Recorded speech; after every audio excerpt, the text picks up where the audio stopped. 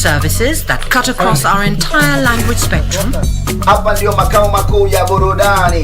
A national, regional and international digital presence backed by the most experienced and top-notch broadcast professionals in the industry. A very good evening to you. The new look Kenya Broadcasting Corporation is truly ahead of the pack. Turn to the mother of broadcasting in Kenya for stories that resonate with our identity, our aspirations as a people united in purpose. Real stories of hard work, of passion, of creativity, of big dreams. Stories that cement our nationhood. Stories that bring us together as one. We take pride in our shared heritage and destiny. KBC. Informing, educating and entertaining Kenyans as one nation. KBC. Kenya's listening. Kenya's watching.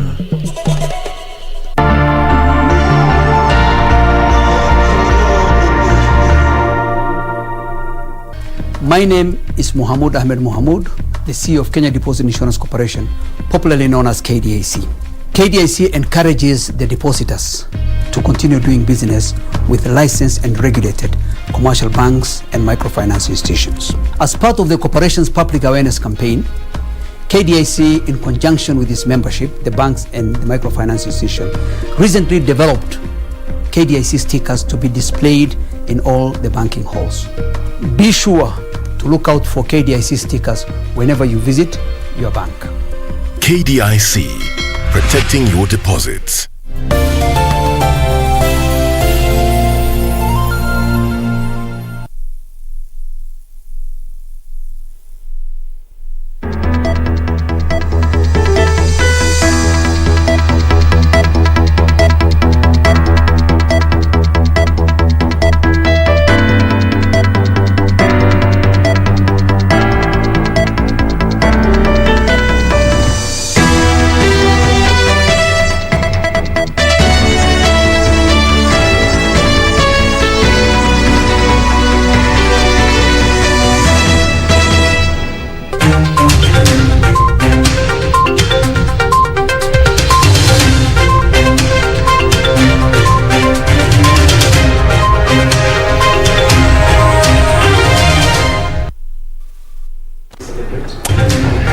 It's Tuesday, the 20th July 2021. Happy Eid ul-Adha to our Muslim brothers and sisters. Good evening and welcome to the Prime Edition live from Broadcasting House right here in the capital city, Nairobi, Kenya.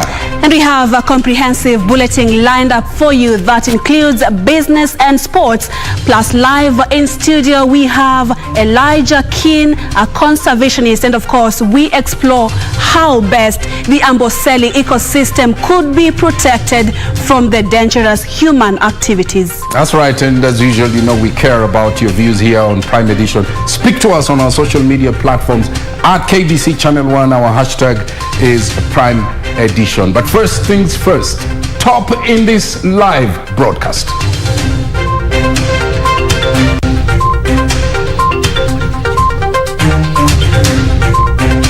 United in celebrations, Muslims mark Eid al-Adha, signaling the end of the Hajj pilgrimage in Mecca.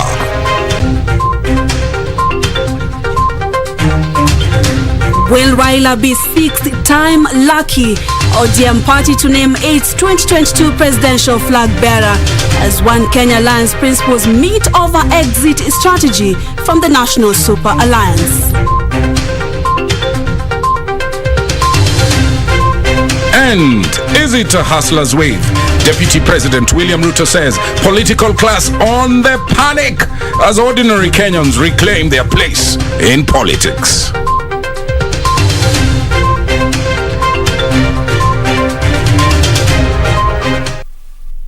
And a very warm welcome to you. Our sign language interpreter is Anne Wangeshi. My name is Mboya. My name is Purity Museo. Thank you so much for joining us. Straight to our top story. Kenyan Muslim faithful joined the world to mark Eid al-Adha, one of the official holidays celebrated in Islam, with calls for peaceful coexistence and sober politics ahead of the 2022 general poll. And Eid al-Adha, Arabic fall festival of the sacrifice, honors the willingness of Abraham to sacrifice his son as an act of obedience to God's command. Muslims around the country gathered in various mosques and playgrounds to mark this year's Eid al-Adha celebrations. At the Nairobi Sir Ali Club, the Muslim faithful held the celebrations in congregation for the first time in 2 years owing to the COVID-19 restriction. Mwenye uwezo achinje na ile nyama aigawanye sehemu tatu. Sehemu ya kwanza yako na watu wako nyumbani, sehemu ya pili unatoa sadaka, unashare pamoja na maskini na mafakiri, na sehemu ya tatu unashare pamoja na majirani na marafiki hata ikiwa uko na uwezo. Calls for political leaders to carry out peaceful campaigns ahead of the 2022 general elections were rife. Siasa zikuwe za amani, kusiwe na fujo, watu wapige siasa zao kwa amani, kura kila mtu akoe na haki ya kuja kuomba kura yake. The same script unfolding in Mombasa with the faithful gathering at Tononoka grounds for Eid prayers. In Mandera, Muslims gathered at Jamia Mosque for the Eid al-Adha prayers, with local leaders appealing for peaceful coexistence among area residents. We ask all communities to see themselves as people of Mandera County, and by large to see them, the people living in Mandera East, to keep the peace that they've been keeping for the past years. In Migori, the Muslim community celebrated the day at their homes and workplaces following the closure of the worship centers due to COVID-19 regulations in the 14 counties of the Lake region. Ningependa kuomba serikali kama ingewezekana, kama igonjwa kidogo ingerudi chini, wangetufungulia misikiti ili tufanye ibada. The Kiamaiko slaughterhouse in Nairobi iced up the day with tens and hundreds of livestock facing the butcher's knife. Omar Shelali from Direct Aid Kenya organization handing a herd of more than 3,000 sheep to the Muslims around the country. Kaunti zote za nchi yetu ya Kenya wamefaidika kwa wanyama hao 3,000 na ambao watasherehekea katika ile sehemu zao. Suleiman Yeri, Prime Edition. To some politics, ODM party will unveil its presidential candidate next week after its National Executive Council meets to make a determination on those who expressed their interest. The meeting will determine whether the party's leader, Raila Odinga, will be in the ballot box. The move came even as Raila Odinga downplayed the issue, saying that his focus was to deliver the Building Bridges initiative that will address leadership challenges in the country. Timothy Kipnusu reports. ODM party leader Raila Odinga was in Kilifi County drumming up support for the constitutional reforms through the Building Bridges initiative. Raila, who is on a second day tour, said the document is best bet yet for Kenyans, remaining optimistic that the Court of Appeal will rule in favor of the petition. Ile BBI ambayo tulileta ilikuwa ni kujaribu kusawazisha maendeleo katika taifa letu, kumaliza ubaguzi ya kikabila katika taifa letu, na vile vile kumaliza ufukara na kuona kwamba kila Mkenya wako na haki. This even as the ODM party is set to officially declare its presidential candidate next week after a National Executive Council meeting to resolve the paradox of whether Raila Odinga will be in the race for the presidency or not. Raila revealed that he is not in a hurry to announce his presidential bid until he ensures the BBI goes through. Kwa hivyo sisi tuko na mpango kambambe. Jamaa wanauliza mambo mengi, sema. Nasema mambo bado, wakati itakuja. Tulikuwa tumeleta mambo ya reggae, lakini reggae imeenda likizo. Leaders who accompanied him endorsed Raila as the party's best bet, saying he has the political muscle to face off with Deputy President William Ruto in the next general election. Sisi watu wa hapa Kilifi County, tukiwa ndani ya Dabaso, tunasema hii ni Dabaso Declaration, kwamba baba awe ndani ya kinyang'anyiro cha kuwa rais wa Jamhuri ya Kenya mwaka 2022. Sasa yule mtu atatusaidia. Kwanza Mwenyezi Mungu atatusaidia. Baada ya Mungu, yule mtu atakomboa nchi yetu, ambaye atakuja kusaidia sisi kama wananchi ya Kenya tukiwa popote hapa Kenya, tuwe Migori, tuwe Busia, tuwe Kakamega, tuwe Mandera, Garissa, Kilifi, Mombasa, ni Raila Amolo. Timothy Kipnusu for Prime Edition. Let's stay with politics. Deputy President William Samoei Ruto now says the current panic in Kenya's political arena is as a result of his evident dedication and determination to empower ordinary Kenyans. While calling out a section of leaders for prioritizing constitution review over economic empowerment of citizenry, the Deputy President noted that some politicians have been profiting from people's poverty and unemployment. He made the remarks at the African Inland Church, Milimani, right here in Nairobi, Kenya.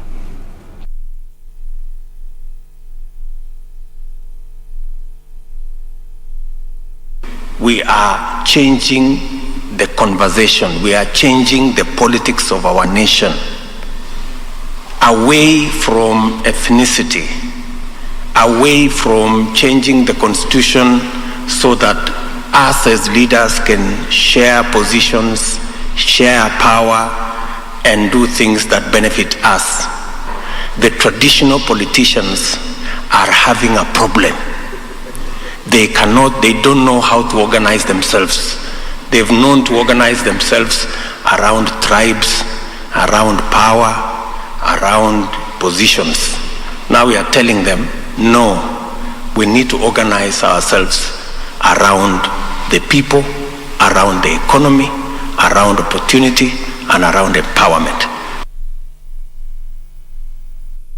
However, from politics, only 29,000 households out of the then earmarked 600,000 in Nairobi's informal settlements received the government's COVID-19 cash transfer between April and November 2020. This is according to a report released by Human Rights Watch, which is now calling on the Auditor General and Ethics and Anti-Corruption Commission to do a forensic investigation and bring those culpable of mismanaging the resources to book. And as Ruth Wambui reports, the organization also wants the government to cushion more Kenyans from the harsh economic effects of the pandemic by offering relief on taxes.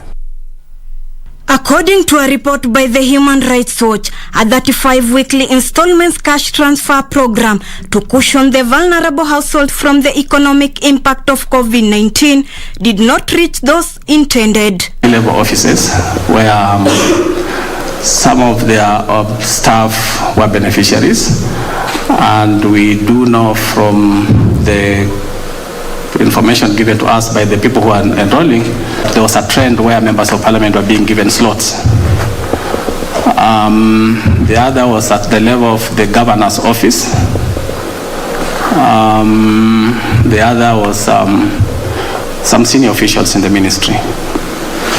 The survey conducted between July 2020 and February 2021 in informal settlements in the capital city further showed major setbacks in implementing the program in informal settlements. 3 talks about the enjoyment of economic and social rights, but then the Constitution also guarantees public participation and principles of governance, and it's important for people to be involved and consulted in efforts which are actually meant to benefit them, so that they actually can benefit. And there are others who didn't get, like me. I didn't get the cash transfer. At the same time, the organization is urging the government to review the tax relief measures since many Kenyans are suffering. For pay as you earn went back to the original, which is 30%, one of the highest levels of taxation. There's taxation on fuel. There's taxation on mobile data. Some of the recommendations made by Human Rights Watch include recognition of the rights of everyone to social security, review of mechanism for implementing cash transfers, continuation of cash transfers program until the pandemic ends, and arrest of culprits of misappropriation of the funds. From the report, the big question remains, who pocketed money meant for the vulnerable families in the cash transfer? Reporting for Prime Edition, I'm Ruth Wambui. Let's now get an update on the COVID-19 situation. 618 people have tested positive for the COVID-19 disease over the last 24 hours from 5,507 samples tested. The total number of infections now stands at 193,807. The new figure puts the country coronavirus positivity rate at 11.2%. In that period under review, 17 patients succumbed to the disease, all being late deaths, while 290 others recovered from the disease, bringing the total fatalities and recoveries to 3,800 and 183,211 respectively. Let's stay with health matters, and moving on, Kenyatta National Hospital has issued a public notice asking interested members of the public to identify and collect 418 unclaimed bodies at the hospital within the next 7 days. In the notice, the hospital says that it will seek authority to dispose of the bodies pursuant to Public Health Act after the expiry of 7 days. Interested members of the public have only 7 days to identify and collect 418 unclaimed bodies lying at the Kenyatta National Hospital Farewell Home. The hospital has warned that after the lapse of the deadline, it will be forced to invoke the Public Health Act and seek authority to dispose the unclaimed bodies. According to KNH, the list of unclaimed bodies is available at the KNH Farewell Home and can also be accessed through the hospital's website. Under Cap 242 of the Public Health Act, an unclaimed body should be removed from a mortuary within 14 days period, or else it is disposed of in a mass grave after public officers obtain a court order. The public notice comes amid concern over increasing number of unclaimed bodies across Nairobi City's public health facilities and city mortuary. Ben Chumba, Prime Edition. Elsewhere, Education Cabinet Secretary Professor George Magoha has warned management of public universities against arbitrary reforms in their institutions without consulting relevant government bodies, in an apparent reference to a recent decision by the University of Nairobi to abolish courses and increase fees, a move that has been halted by the government. Professor Magoha advised institutions of higher learning to always consult widely and act for the best interest of the stakeholders. The Cabinet Secretary was speaking at the Odera Akango campus in Yala Town, Siaya County, when Moi University Council handed it over officially to Maseno University.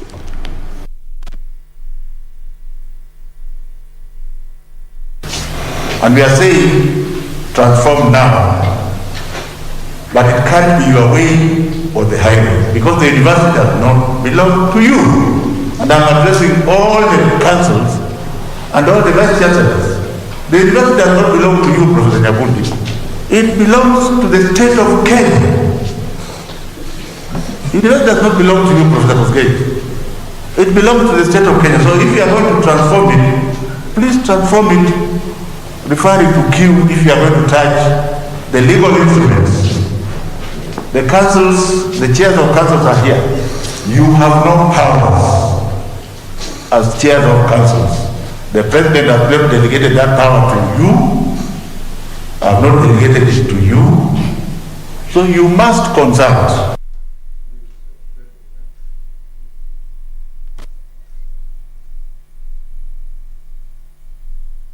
We're going to take a short break. Don't go away. We'll be coming back shortly. Is that correct? Absolutely. And we still have a live interview. Elijah Keane is in studio, and we just want to have a conversation about how best to protect the Amboseli ecosystem. There are currently human interruptions that are really, threatening the existence of wildlife right there. They should join the conversation on the social media platforms. Absolutely. At KBC Channel 1 News, and the hashtag is Prime Edition.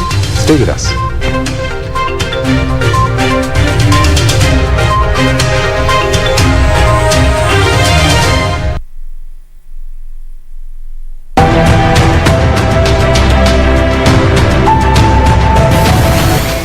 Mimi Daniel Toroitich Arab Moi naapa kwamba nitakuwa mwaminifu kwa Jamhuri ya Kenya na kuitumikia kwa moyo wangu wote, na kwamba nitahifadhi, nitalinda na kuitetea katiba ya Kenya kwa mujibu wa sheria iliyowekwa.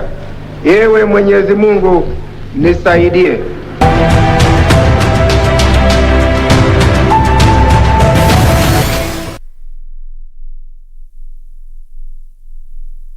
Kupata skiza tune ya maisha, bonyeza *811*965#. Maisha ni mafupi, hivyo si vyema kumaliza muda mwingi katika malumbano.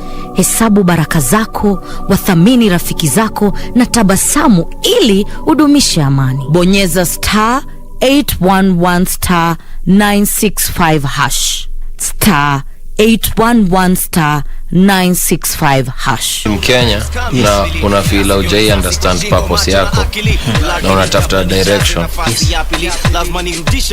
Hiyo nyimbo ndo the one song yenye inatu unite, na nashukuru Mungu juu kama rapper nilikaa chini nika unpack.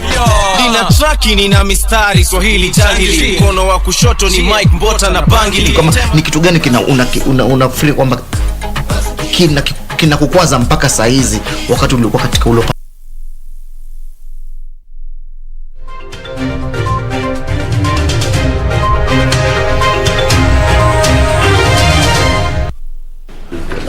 Well, before we take you to the interactive session, EcoWatch, there's a feature here from 2020 from the year 2002 all the way to 2020. Kenya has lost 49.4 average annual deforestation of humid primary forest, making up 14% of its total tree cover loss in the same period.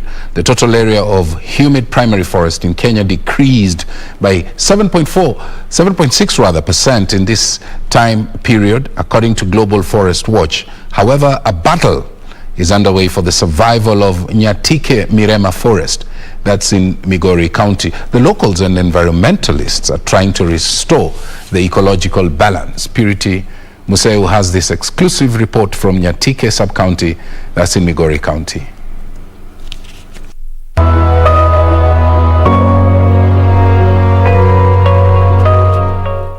Since 2004, the world has suffered a net loss of 37 million hectares of forest, according to data from the United Nations and Agriculture Organization. In the same period, 64.4 million hectares of trees were felled and planting of natural regeneration of 27.8 million hectares of new forest occurred. Despite the efforts to restore the forest, gross deforestation has not declined significantly. Closer home, Africa has lost 64 million hectares of forest between 1995 and 2005. According to the Kenya Forest Service, wood gathering drives much of this forest depletion. The first thing when we came in with a lot of force, and we tried as much as possible to make sure that they don't continue the work they were doing, the illegal activity. This is River Migori, a source of water for many people in Nyatike sub-county. The destruction of the Nyatike Mirema forest by community members put the river under threat. Erosion from overgrazed land is one cause. This is a community hill or a community non-gazetted community forest land.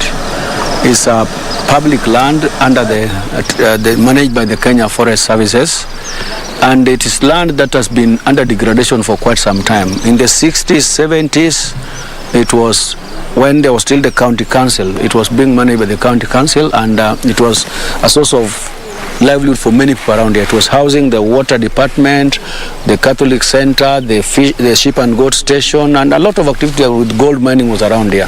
In the last 2 years, a forest landscape restoration project by the government and its supporting partners, which gives communities confidence that they would benefit from their efforts in restoring the forest, is transforming lives. We discovered that this area already has got rich natural regrowth or regeneration with indigenous trees, and so we kind of taught the community forest association that we don't have to always think of planting exotic trees, but we can do enrichment planting where we find there's predominantly one type of natural tree growing, then we bring others.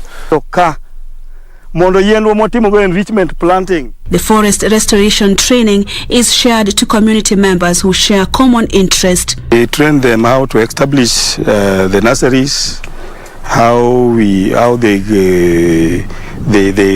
graft the mangoes, some of the different varieties, you see, and we have also managed to go to the institution and train them because we have already been trained, and we have also gone to the schools and train and open the school environmental clubs. The people now appreciating how the environment is improving the ecosystem. The attitude of the people reason for change. The hills are gradually turning back to healthy, productive lands once again. The river is now moving as usual because we have restored this place. Now people are not coming here and doing distractions. People are leading themselves to prosperity and on to economic development. Forest conservation in parts of Migori County translates to flowing streams which recharge rivers such as the Migori River, a permanent river which initially used to completely dry up during dry seasons. Purity Museo, Prime Edition, Migori County.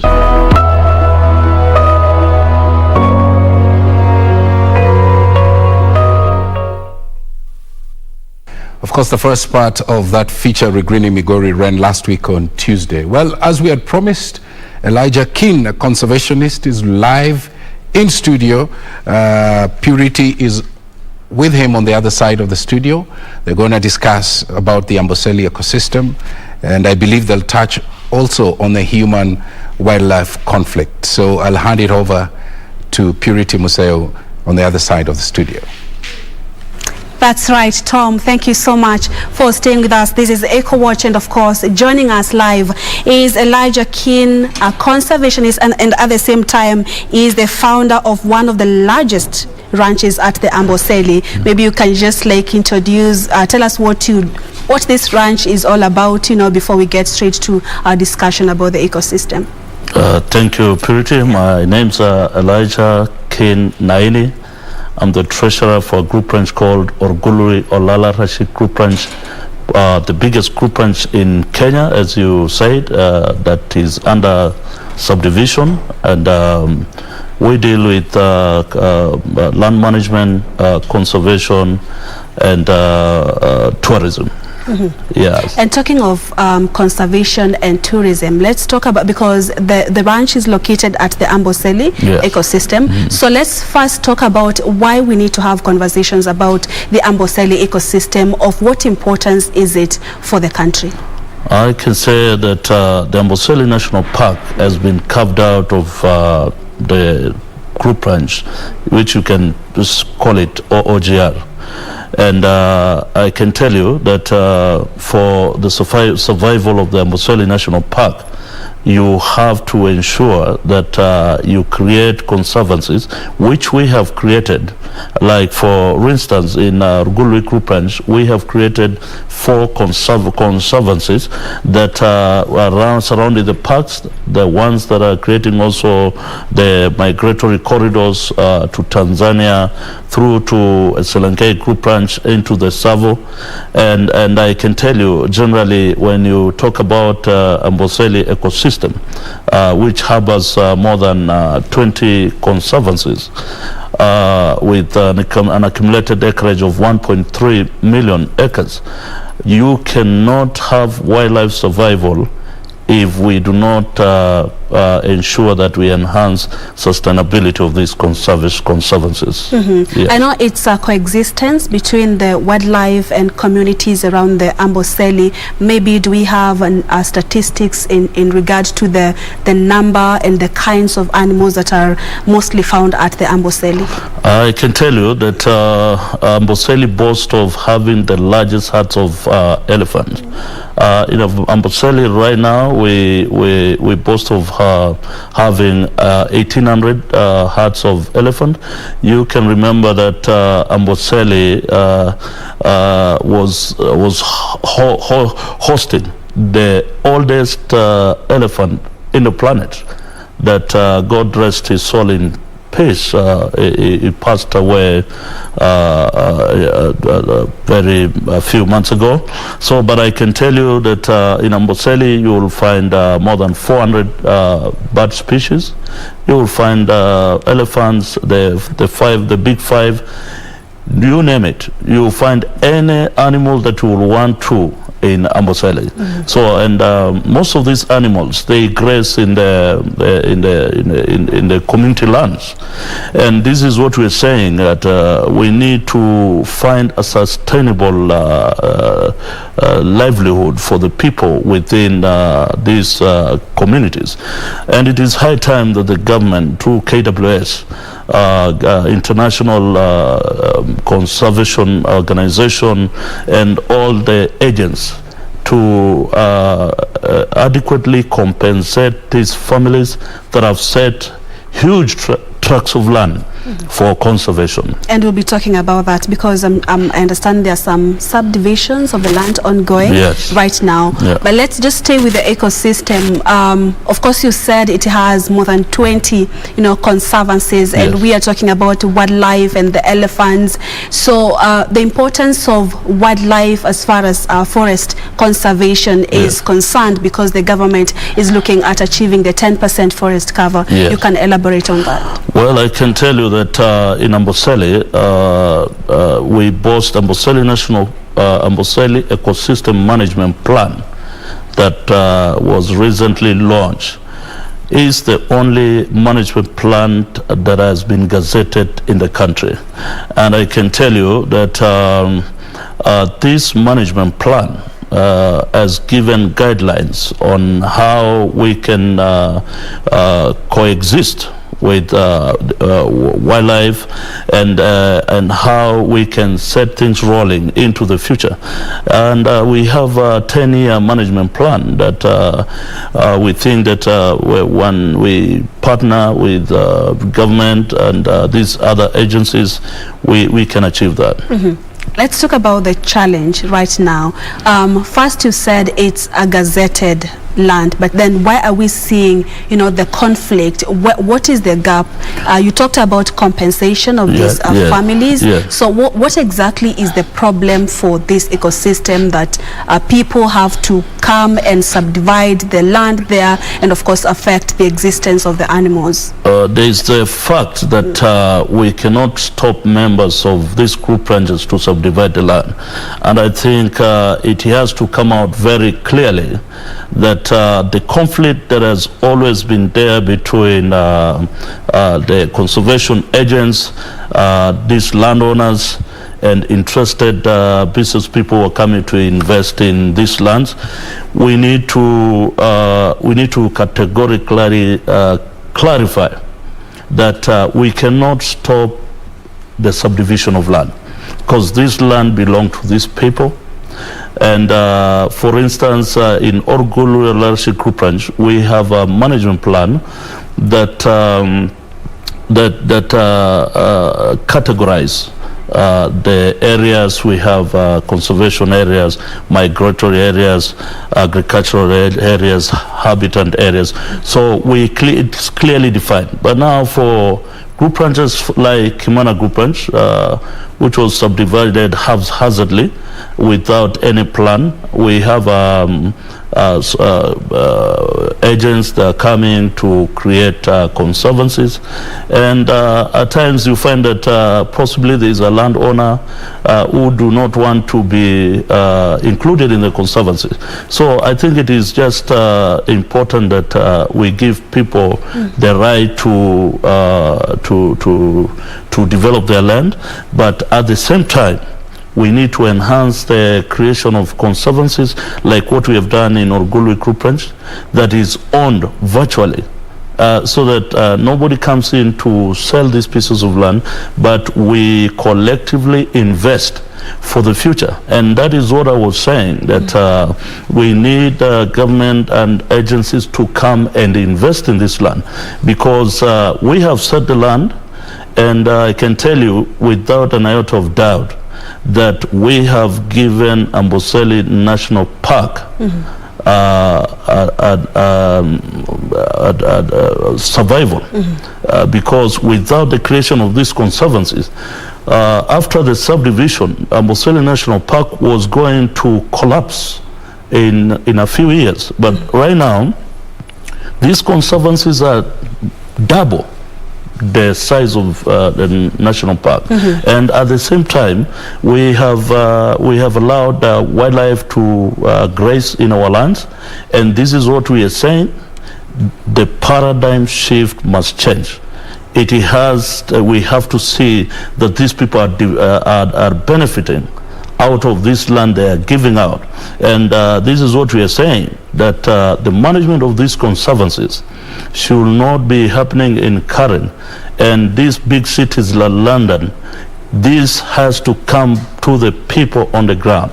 Allow me to ask you this question. Is it possible to have communities coexisting with wildlife? And why I'm asking this is because cultivation of land is one of the biggest threats to the wildlife, and of course most of them are living purely in the forest. Yes. So is that possible, or are you maybe recommending that maybe these communities are compensated and leave this particular land? Yes, what we're saying is that we need to have a defined plan for management use of our lands. So we need to create, and that is what we have done, land that is basically purely for conservation. No one is allowed to do any kind of agriculture. We have lands that are set aside for habitants and agricultural activities, and I can tell you, like, the coexistence between the Maasai people within the Amboseli community has been good, and I can tell you that we have employed 500 guards, which we call them game scout, to protect the wildlife, and for the past 5 years we have managed to get zero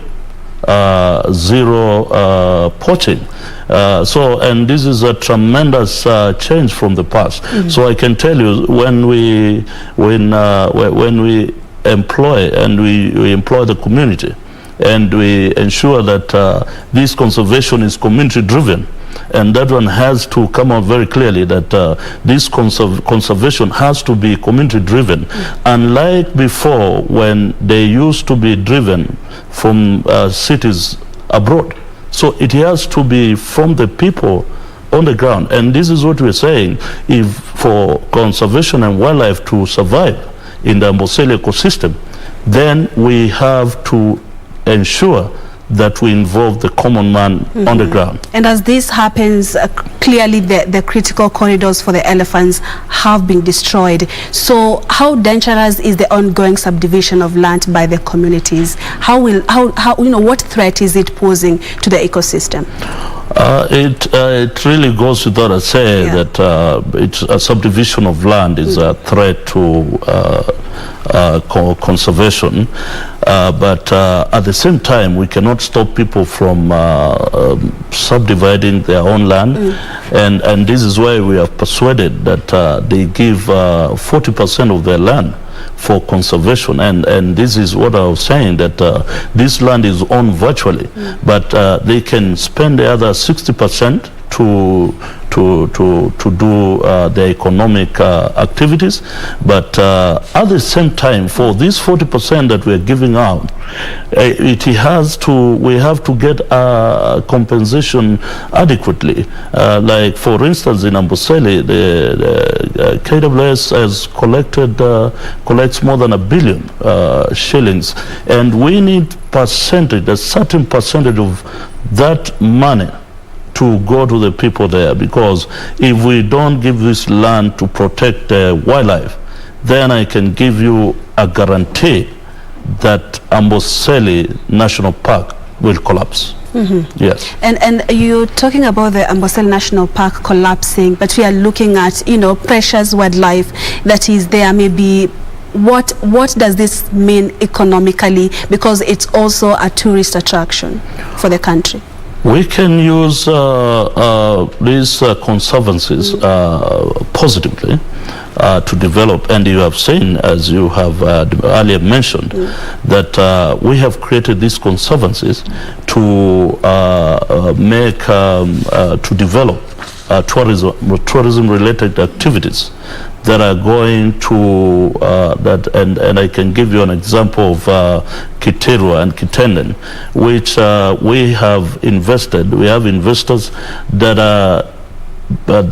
are sending money directly to the people in their own accounts for the land that I've created for conservation. So, and for survival of these conservancies, it is also important that the county government to enact an act that is going to help mitigate the wildlife, mitigate climate change, because we can see that climate change is becoming a major threat across all the pastoralist communities, and these Amboseli National Conservancies are among the areas that are under threat. So for county government can create this, they can enact this act so that we can attract global funding to help mitigate climate change. As a conservationist, yes. You know, how best, because we want to protect the wildlife at the Amboseli ecosystem. So how best can these animals be protected, or the wildlife be protected, and how do we as a country, what do we need to do to secure the Amboseli ecosystem? We need to attract a global fund that is going to help protect Amboseli ecosystem. As I said, we have a migratory corridor that comes through Tanzania. It goes through to the Tsavo National Park. We have created these migratory areas for wildlife, and all this land belongs to the people. So it's about time that we need to create this fund that will help on developing these conservancies for the future. For us to be able to boast of having a well-managed conservancies in the country, we need to enact a fund that is going to help do that. And how about forest conservation, because that is really critical? Yes. As far as you know, protecting the wildlife is concerned. Are there efforts, are there activities that are ongoing, maybe led by conservationists like you at the Amboseli? I can say that in Amboseli, like, we have a conservationist like Dr. Weston, who came up with a strategy on how to ensure that the growth of forest within the Amboseli, and we just realized that by fencing, doing electric fence within the ecosystem, in a few years the trees and forest cover grows, and we've been doing that in Amboseli, and we're seeing that part of the rebirth of forest within the national park and within the coexistence. And also I can tell you that we have created systems of operations for security, and you will not find people burning charcoal within the ecosystem, because we have 500 guards equipped with motor vehicles, binoculars, and all manner of security gadgets to protect the environment. So I can tell you that Amboseli National Park and the Amboseli ecosystem in general is under protection. Yes. And allow me to ask you this last question. Of course, there are efforts by the country to ensure that the forest cover is at least, taken to up to 10%, and there are reports of some species of wildlife going into extinction because the forest has been destroyed. Yes. We have examples of some forest in the country. Would you say that we can pride ourselves with the Amboseli ecosystem, that maybe the wildlife is taken care of, and when we look at the ecosystem, how would you rate the Amboseli ecosystem? I can say that there are challenges, but I can tell you that within the Amboseli ecosystem, we have put in place all mechanisms to ensure that we maintain the 10% forest cover, and through security and through fencing, electric fencing of certain areas that the trees have been destroyed by the elephants. I can tell you that we have improved for the better. Yes. Thank you so much, Elijah King, for making time for us. My pleasure. This Tuesday night, we highly appreciate. Thank you. Thank you so much. And that's all the time we had for this conversation. Many thanks for staying with us. We take another break. When we return, Richard Munga is coming up with the day's sports. Stay with us.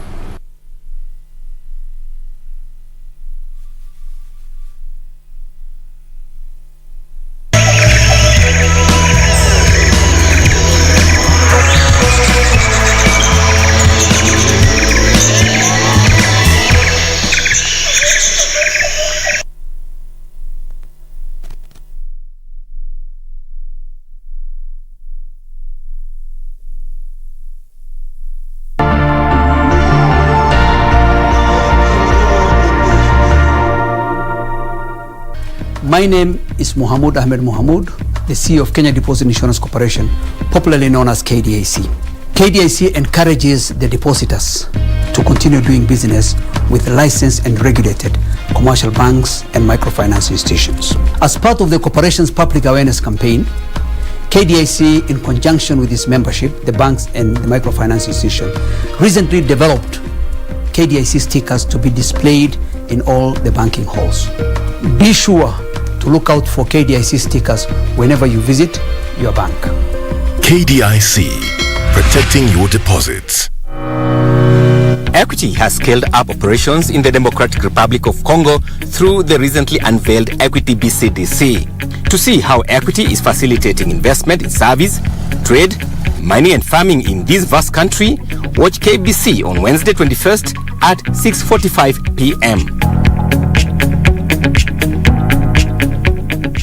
What does this number mean to you? A pack leader? A winner? Or just a number? To us, it means freshness, boldness, vibrancy and heritage.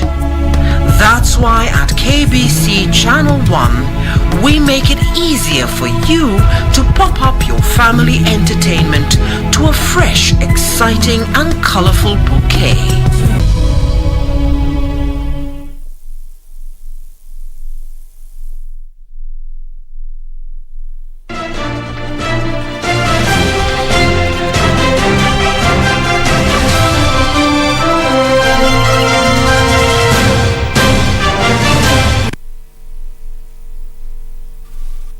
Oh, good evening. Thank you for joining us for tonight's edition of KBC Sports with me, Richard Munga.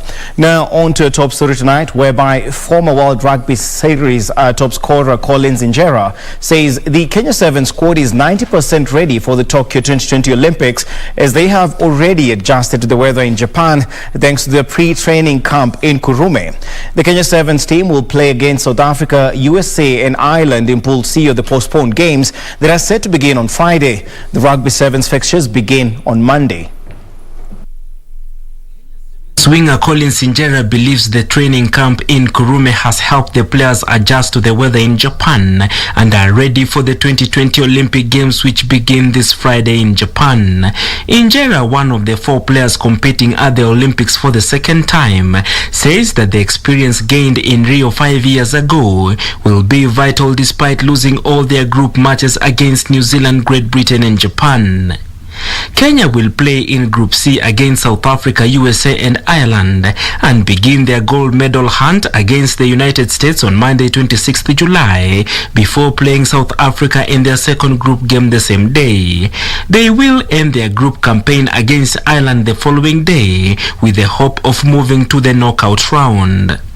The Kenya Sevens team was the second to leave Kurume for Tokyo today after the national volleyball team Malkia strikers who left yesterday.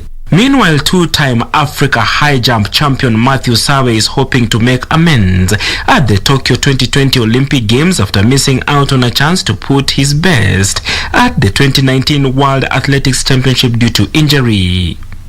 The 33-year-old will be eyeing a new personal best to improve on the current mark of 2.30 meters. Sawe secured his place at the Tokyo 2020 Olympics through the world rankings on June 29th, where he placed 24th by the close of the qualification window. Boasting a wealth of experience from major events over the years, Sawe says he is keen to leave a mark at the largest and prestigious sporting event, despite being out of competitive action for a long spell. Sawe and Olympic javelin silver medalist Julius Yego are the only field events athletes in Team Kenya.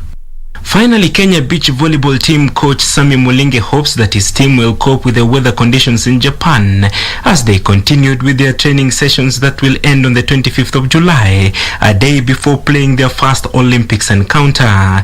The team trained in Mombasa before their departure, but the high humidity in Japan has turned out to be a different story, forcing the ladies to revert to early morning trainings to cope with the situation. The team has been training once a day for approximately 45 minutes. Kenya will play Brazil in their opening match on Monday, then face United States in their second match on Thursday. They will end their Group D matches against Latvia on Saturday 31st July. With a couple of cases, COVID-19 positive cases recorded in the Olympic Village, organizers of the event, of course, are saying that they cannot rule out the possibility of cancelling the games last minute. We sure do hope that will not happen, as we need to cheer on our Kenyan athletes as they seek glory in Tokyo, Japan. Now, to other matters, Women in Sports Association has called on the National Olympic Committee of Kenya, NOC, to use sports as a tool to advocate for gender equality in a bid to ensure adequate representation of women in managerial positions. This comes a few days after Sports Cabinet Secretary Ambassador Amina Mohamed constituted a 9-member ministerial committee on gender welfare in sports. A few days after Sports Cabinet Secretary Ambassador Amina Mohamed constituted a 9-member ministerial committee on gender welfare in sports, Women in Sports Association has endorsed the move with calls for an increase of women participation in sports. The association has pledged to offer training to women on the need of laying a foundation of policies that will be used to tackle gender issues. That all sports federations reserve the 1/3 gender rule for women in leadership positions. I would ask this committee that has been appointed to make it one of their recommendations to the Cabinet Secretary of Sports that 1/3 gender rule is not being observed, and can it be made mandatory. We also need to have acknowledgement of women in sports leadership, okay, and with the stand that the CS has taken, we believe going forward this will be achieved. Some spaces should be left, especially where they do not want to be competitive, and then with time they will take up those elective positions, but women must be present and they're ready. So there is no one solution, but it's making them, how are we going to make them be more represented. A few weeks ago, there were growing concerns over the treatment of women in sports, with the basketball fraternity alleging of mistreatment as well as sexual harassment. A lot of activation, a lot of women coming together like we did today, talking about it more openly. Let the girls also understand that it is because of their talents that they get to play in the sports, not because they have something to give so that they can feel like they need to represent themselves in sports. We've gone to Olympics just now, the volleyball team, Malkia strikers, and we hope that with time the preparations of the teams will include serious engagement of sports psychologists so that we can take the gold. The Women in Sports Association has further said it will create awareness on the need of empowering women to take up leadership positions in different federations within the country. Frederick Mwoki for Prime Edition. Meanwhile, FKF Premier League leaders Tusker FC once again dropped points after being held to a barren draw by Mathare United in one of the 3 matches played today. Tusker failed to impress as they did against the FC Leopards when they won 2-0 4 days ago, missing out on a chance to stretch their lead at the top of the table to 9 points. The draw now leaves them 7 points above second place KCB, who have 2 matches at hand. Their opponents, Mathare, remain 17 on the table with just 15 points. In other matches played today, Bandari FC came from 2 goals down to draw 2-2 with Bidco United, while FC Leopards fell 3-2 to Western Stima.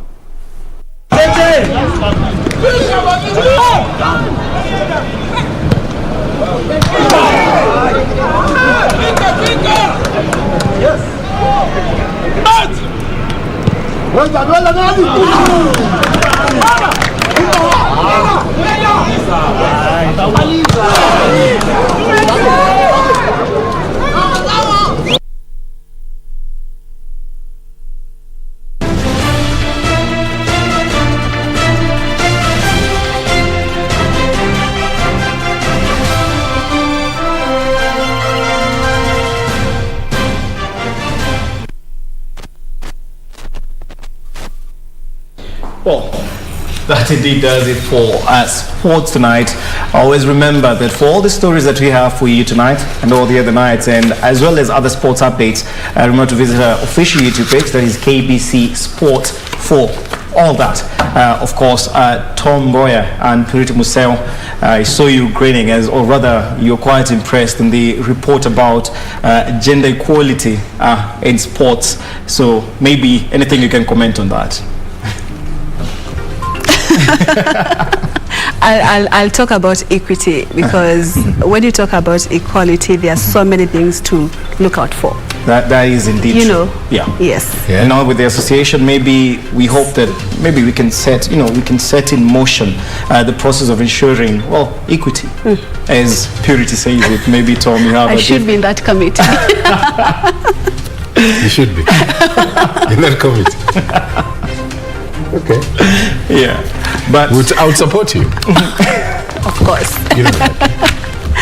Thanks, Richard. Yeah, surely we're going to be updating the viewers, and of course Kenya is watching, so any little step made in regard to that, we shall be updating you. But for sports tonight, well, that's it really. That's it. Yeah. Eid? It's Eid Mubarak. Eid Mubarak. Yes, but you can also say Eid to all our Muslim brothers and sisters. Good. Yeah. And thank you so much for watching Prime Edition this Tuesday night. It's been a great pleasure having you company. I'm Purity Museo, and Wangeshi has been assigned language interpreter tonight. Until next week on Monday and Tuesday, bye-bye. I knew you'd say that. Thank you. Thank you. My name is Tom Mboya. Good night. Tuesday and Monday.